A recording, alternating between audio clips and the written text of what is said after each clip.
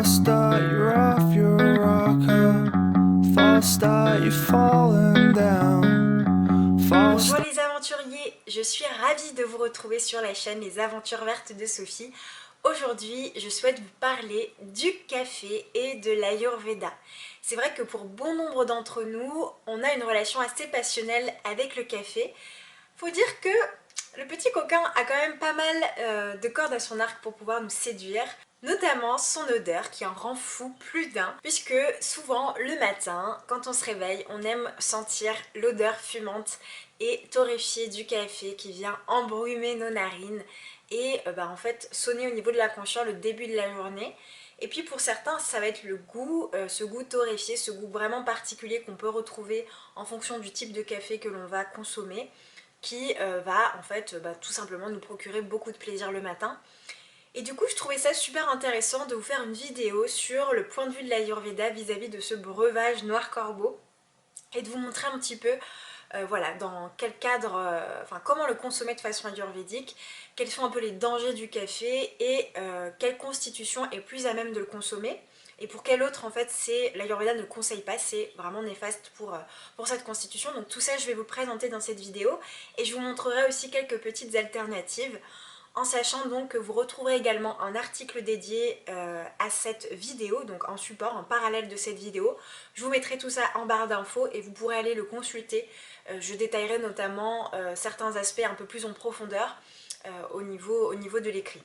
Alors le café en sanskrit est nommé kapi. Peut-être que ça vous fait penser à une vidéo que j'avais tournée il y a quelques mois au sujet d'une recette ayurvédique que j'avais appris en Inde, une recette de café qui s'appelle le shuku kapi. Et donc on retrouve ce mot kapi qui veut dire café donc en sanskrit. Donc pour l'Ayurveda, le café a vraiment une carte d'identité au niveau des saveurs et des impacts que cela peut avoir au niveau du mental et du corps. Donc il faut savoir que les saveurs du café pour l'Ayurveda sont amères et piquantes. Par ailleurs, le virya, c'est-à-dire l'énergie qui va être véhiculée par la boisson, est de nature chauffante. Donc c'est un virya qui est chaud et c'est pourquoi le café est réchauffant. Il est également pénétrant et il a plusieurs facultés en fait au niveau de l'organisme. Donc tout d'abord, il renforce l'organisme, c'est ce qu'on appelle balya. Le café donne aussi beaucoup de force mentale, donc c'est-à-dire qu'il va permettre de désinhiber, de donner confiance en soi. Ça, moi, je le remarque personnellement, puisque généralement, quand j'ai un rendez-vous, par exemple, professionnel assez important, ou quand, je ne sais pas, je vais être dans un groupe de personnes et que l'on a la possibilité de boire du café, je ressens que l'énergie qui me traverse au niveau du café va me désinhiber beaucoup plus et je vais me sentir beaucoup plus en confiance. Donc ça travaille vraiment sur la confiance en soi. Et ça, en fait, redonne de l'ego. C'est vraiment une boisson que l'on nomme égotique, c'est-à-dire que pour les personnes qui n'ont pas confiance en elles, ou même des personnes en fait qui vont souffrir de dépression, alors attention, hein, toute proportion gardée, ce que je dis là, c'est pas un soin, hein, bien évidemment. C'est juste que pour l'Ayurveda, dans certains cas, on peut tolérer le café, et notamment pour les personnes qui vont souffrir de dépression. Le café va être une boisson en fait qui va redonner de la confiance en soi, redonner un petit peu de colère, redonner un peu de volonté, redonner vraiment des énergies chaudes, parce qu'elle a la caractéristique en fait d'être rajasique. Alors, je vais vous faire une vidéo spécifiquement dédiée aux qualités de l'esprit, que l'on appelle donc les gunas, et dans cette vidéo, en fait, je vous expliquerai ce que veut dire sattva, rajas et tamas, qui sont donc les qualités de l'esprit, mais qui sont aussi des qualités que l'on va retrouver au niveau des aliments et qui vont donc interférer sur notre être en fait, de façon générale. Donc pour le café, c'est rajasique, ça veut dire que l'énergie qui va être véhiculée par le café, c'est une énergie d'action, une énergie de volonté, une énergie d'individualité, une énergie de confiance en soi, de colère, de recherche de dépassement de soi. C'est vraiment ce qui va être, l'énergie qui va être véhiculée par le café. Donc pour l'Ayurveda, c'est une boisson qui est rajasique. Alors, le café possède, on va dire, différents méfaits que l'on peut qualifier de danger si vraiment on en consomme beaucoup. Il faut savoir qu'à plus de 3 tasses par jour, on est considéré comme accro au café. Donc peut-être que c'est votre cas, peut-être que vous reconnaissez dans cette consommation. Et il faut savoir que l'Ayurveda ne préconise jamais d'arrêter de manière brutale, parce que cela choque l'organisme, peut faire l'effet inverse aussi au long cours, et comme ça violente le corps, en fait il va mal réagir. Donc on ne respecte pas le métabolisme en arrêtant les choses de manière brutale. En général, ce qu'on fait, c'est que on va en fait réaliser une décroissance de la consommation du café, donc sur plusieurs semaines par exemple.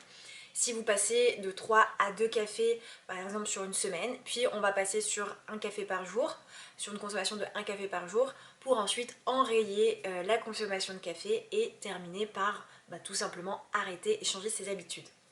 Et comme la nature a horreur du vide, en général on va remplacer par des alternatives que je vous présenterai en fin de vidéo. Donc pour revenir aux méfaits du café, il faut savoir que le café est une boisson très déshydratante. C'est pour ça d'ailleurs que lorsqu'on commande un café, en général on va nous servir un verre d'eau avec pour pouvoir se réhydrater. Ça moi je le remarque énormément, quand je bois du café ça me dessèche totalement la bouche en fait. Parce que la nature est très chauffante, la nature du café est très chauffante, donc très asséchante, et il faut faire attention à ne pas se déshydrater en consommant trop de café, ou veiller vraiment à se réhydrater, donc soit avant de boire le café, soit après avoir bu le café, donc avec une tasse d'eau plutôt tiède, pour ne pas choquer l'organisme avec de l'eau froide par exemple. Surtout ne jamais boire de l'eau froide avant de boire un café ou après avoir bu un café, il faut toujours que l'eau soit à température ambiante. Il faut savoir également que le café rend dépendant, ça je ne vous apprends rien en vous disant ça, mais en termes scientifiques, je trouve ça intéressant de comprendre pourquoi. Lorsque en fait vous buvez du café, la caféine qui est contenue dans votre café va être absorbée par votre intestin grêle et va avoir la faculté de très bien se dissoudre dans les graisses, mais également le sang. Et c'est pourquoi elle va très facilement passer la barrière hémato-encéphalique et donc se retrouver dans notre cerveau. Dans notre cerveau se retrouve en fait une molécule naturellement présente que l'on appelle en fait l'adénosine. L'adénosine, au fur et à mesure de la journée, quand on fatigue l'organisme, elle s'accumule au niveau de notre cerveau. Et c'est l'hormone en fait de la fatigue, qu'on pourrait qualifier grossièrement, oui, d'hormone de la fatigue, pour faire très simple. Et donc, le café avec la caféine, eh bien, les molécules de la caféine vont se fixer en fait dans les récepteurs neuronaux sur lesquels sont présents l'adénosine et va la remplacer. Donc c'est pour ça qu'en fait quand on boit du café, on a l'impression d'éteindre la fatigue. Le problème avec ça, c'est que c'est comme si on mettait une couche de vernis sur nos neurones et que l'on disait à notre cerveau non, surtout ne ressens pas la fatigue, je t'interdis de ressentir la fatigue. Et de fait, qu'est-ce qui va se passer? C'est que le corps, comme il n'est plus conscient de cette fatigue, il va continuer à tirer sur la corde. Donc vous allez en fait abîmer votre système nerveux parce que le corps ne perçoit plus la fatigue de manière naturelle.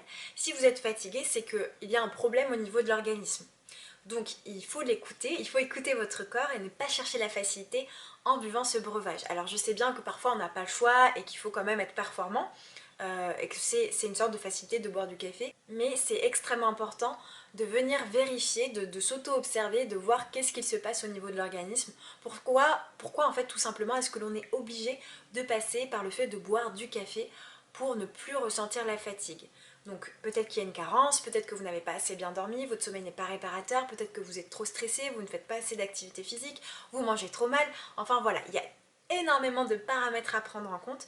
Mais ce que je veux dire par là, c'est que c'est important de ne pas fuir la fatigue, de ne pas chercher la facilité en buvant le café. Savoir également que le café du coup est chauffé à haute température, hein. C'est pour ça qu'il est torréfié. Le problème avec ce procédé, c'est que lorsque l'on cuit une substance à très haute température, il y a ce que l'on appelle la réaction de Maillard. La réaction de Maillard crée de l'acrylamide. Et l'acrylamide à haute dose peut être cancérigène, hein, ça il y a des preuves scientifiques qui ont été réalisées à cet effet. Et avec le café, en fait, il faut savoir que plus il est clair, plus le café a été torréfié. Et dans ce cas-là, il va être riche en acrylamide. Donc ce que je vous conseille, c'est de toujours rechercher un café qui va être le plus foncé possible. Bien évidemment le plus biologique possible pour éviter qu'il y ait des adjuvants chimiques ou alors des pesticides présents dans le café, hein, parce qu'il faut savoir que les cultures de café sont très riches en pesticides. J'en ai visité une lors de mon dernier voyage en Inde. On avait interrogé le cultivateur et effectivement il y avait beaucoup de pesticides qu'ils utilisaient et malheureusement c'est le cas dans beaucoup de pays. Et, voilà, donc cultivateur de café, donc je vous encourage vraiment à consommer du café bio. Donc il y a quelques règles, on va dire, ayurvédiques pour rendre moins néfaste le café. Donc tout d'abord, la façon de préparer le café. Pour l'Ayurveda, le café qui est le plus à recommander en fait est le café forcément qui va être le plus frais possible. C'est-à-dire soit fraîchement moulu, soit issu de graines fraîches que l'on va torréfier soi-même. Alors en France c'est plus compliqué, quoique chez certains torréfacteurs on peut quand même avoir de la qualité et du café très frais. Et c'est aussi la manière dont on va cuire le café et surtout donc qui va être préparé de façon ancestrale, donc c'est-à-dire dans les cafetières arabes ou les cafetières italiennes, donc aujourd'hui c'est ce qu'on retrouve le plus. Donc là, ce procédé-là va en fait beaucoup plus respecter la montée en chaleur du café et ça va être beaucoup moins brutal que les cafés instantanés. Vous savez, les cafetières là que l'on nous vend, les cafetières électriques type Nespresso, etc. Ça c'est beaucoup plus violent en fait, ça respecte beaucoup moins l'arôme et la façon dont va monter en température le café. Pour les personnes également qui sont sujets à l'acidité gastrique et qui ne peuvent se passer du café, ou même pour tout le monde d'ailleurs, ça pourra prévenir l'acidité gastrique que peut apporter le café. On utilise en fait en Ayurveda la cardamone. La cardamone c'est un peu le contrepoison du café puisqu'elle va venir en fait diminuer les impacts acides qu'apporte le café au niveau du système digestif et donc corriger cette acidité.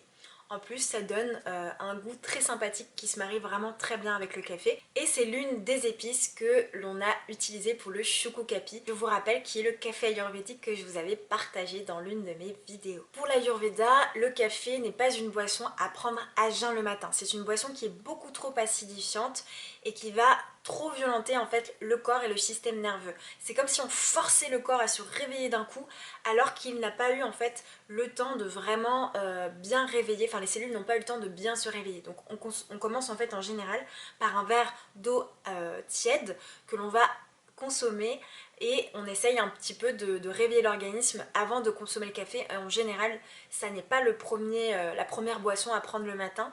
Donc pour les personnes qui le font, il faut voir en fait comment vous vous sentez quand vous buvez ce café. Parce que l'Ayurveda est vraiment fervente défenseur de l'auto-observation.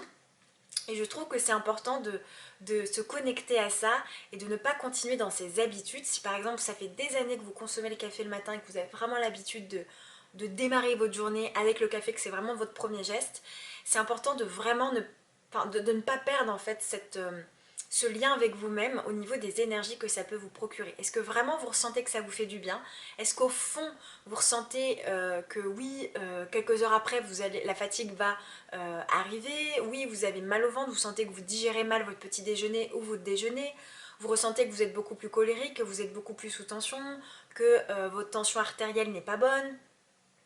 Je sais pas, voilà, que vous êtes hyperactif en buvant du café? C'est extrêmement important de voir en fait comment vous absorbez l'énergie de cette boisson. Et par ailleurs, il y a une association qu'on fait très couramment, notamment pour les cappuccinos, les cafés crème, les cafés au lait, c'est le fait donc d'ajouter, de mélanger le café et le lait, qui pour l'Ayurveda ont des effets post-digestifs acides. Donc on mélange en fait deux boissons qui sont acides, qui du coup permettent de multiplier l'effet d'acidité au niveau du système digestif et donc ça acidifie donc notre paroi digestive.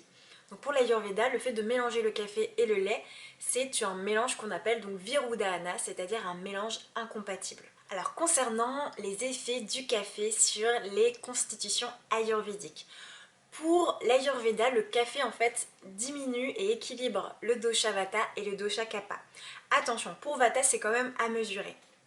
Pourquoi? Parce que, comme je vous le disais tout à l'heure, le café a l'une des facultés de stimuler le système nerveux. Or, chez les personnes Vata, le système nerveux est souvent fragilisé, est souvent déséquilibré. Donc il faut faire attention en fait aux effets que cela peut avoir sur ce système et surtout au niveau des pics énergétiques. Peut-être que vous le savez, mais les Vata ont en général des pics énergétiques assez irréguliers. Hein. C'est vraiment des yo-yo énergétiques en fait, en quelque sorte. Et le café accentue ça puisque ça crée des pics d'insuline et des pics énergétiques. On a un effet très boostant au niveau du café et ensuite le corps n'est plus sous l'effet de la caféine. Et ça peut aussi empêcher de dormir, donc en surstimulant l'organisme. Donc en général, on a pas mal d'hyperactivité dans les constitutions Vata. Par contre, on s'est rendu compte donc que ça pouvait donner plus de concentration, permettre d'être beaucoup plus créatif. Voilà, quand on a un travail assez intellectuel à réaliser, c'est vrai que le café permet de mieux se concentrer et donc d'être beaucoup plus performant dans certaines actions. Donc pour les Vata qui ont un petit peu de mal, on peut dire que oui, on peut le tolérer de temps en temps, surtout qu'en fait c'est très chauffant, donc ça réchauffe les Vata, mais ça peut être aussi asséchant. Donc ça dépendra de l'équilibre et bien évidemment je ne vous conseille pas de prendre le café pour répondre à ces problématiques. Il y a différentes façons de le faire, mais c'était juste pour vous montrer un petit peu la réponse ayurvédique vis-à-vis des Vata. Donc pour les Pitta, là il n'y a pas de débat possible, le café n'est pas à conseiller pour les personnes de type Pitta ou les personnes qui ont un déséquilibre en Pitta. C'est beaucoup trop acidifiant et c'est beaucoup trop chauffant. Donc on a vu que c'était pénétrant également. Et comme ça a également une saveur piquante, ça va déséquilibrer les Pitta et ça crée en fait également de la nervosité. Donc les Pitta sont assez nerveux en général, sont assez colériques. Pour les Pitta, vraiment, be careful, ne faites super attention. N'en prenez pas trop. Moi personnellement, étant Pitta dominante, je ne consomme de café que 2 fois par semaine. Et le reste du temps je bois en fait des boissons, des ersatz de café que je vous présenterai donc comme je vous l'ai dit tout à l'heure en fin de vidéo. Mais le café, quand j'en prends trop, de toute façon mon Pitta, je deviens encore plus colérique, enfin c'est la catastrophe en fait. Donc voilà, comme je vous dis tout à l'heure, l'auto-observation est votre meilleur guide. Pour les Kapha, eh bien vous avez beaucoup de chance puisque le café et toléré en fait pour votre constitution. Donc l'Ayurveda recommande le café pour votre constitution parce que tout simplement les qualités du café qui sont d'être piquant, qui sont d'être chauffant et amer vont justement contrebalancer eh bien, les éléments que vous avez naturellement présents dans votre organisme, c'est-à-dire l'humidité et le gras. Donc ça va vous permettre en fait de perdre du poids.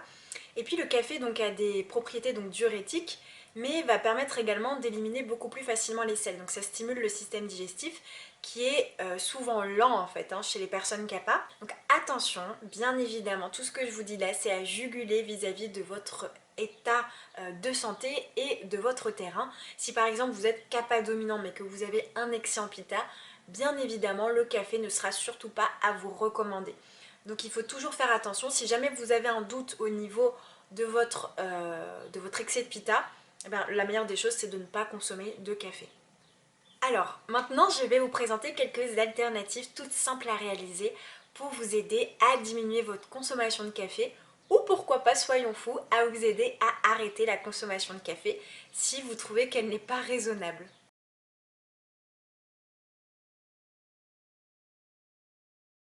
Vous pouvez retrouver mon dernier e-book entièrement dédié au printemps sur mon site Soins Verts de Sophie, dans lequel vous découvrirez un ensemble de conseils, de recettes, de soins et de rituels à faire à la maison pour vous équilibrer pendant cette saison. Vous retrouverez le lien dans la description de cette vidéo. हवा के झोंके आज मौसमों से रूठ गए, गुलों की शोखियाँ जो भंवरे आके लूट